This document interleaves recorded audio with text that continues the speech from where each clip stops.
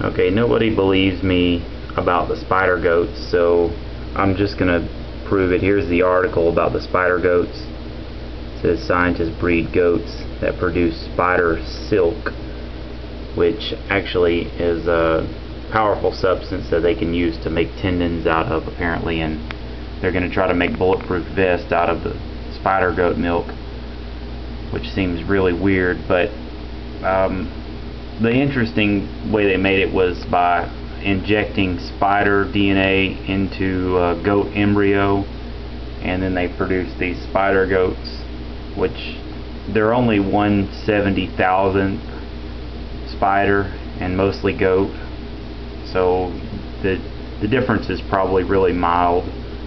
But they said they did try to start a spider farm, but it failed because the spiders are territorial and they started killing each other, which, if that comes out in the goats, it could get really out of control quick, because all goats like to do is just have sex and fight. That's pretty much what they do. So if they really got territorial and started killing each other, we could have an epidemic, especially if some other weird gene comes out when you splice this species, where they get really big and then they start going around killing other things besides other goats. But anyway, the link here, the most important link here, is the reptilian link, which David Icke, everybody has all thought was crazy for years, which he may still be insane. But the thing about David Icke is basically he talked about reptilian people all the time and how certain people are reptilians. But when you see that they can splice goat DNA with spider DNA, then you realize that human DNA could be spliced with reptile DNA, just like they did here. So, and of course, if they can, they will. So there's a chance there are reptilians out there already, and they could just have a few genes and you might not be able to tell it.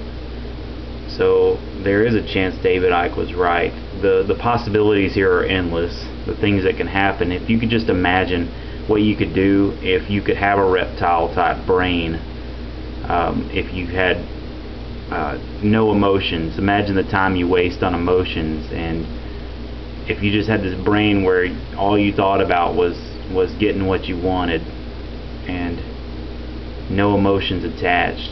You would just be a cold-blooded human, and no one would be able to tell the difference. You'd just be cold-blooded.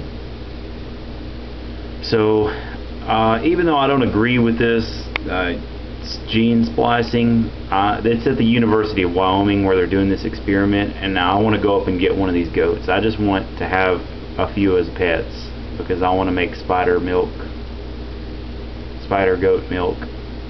So anyway, I'm going to get one.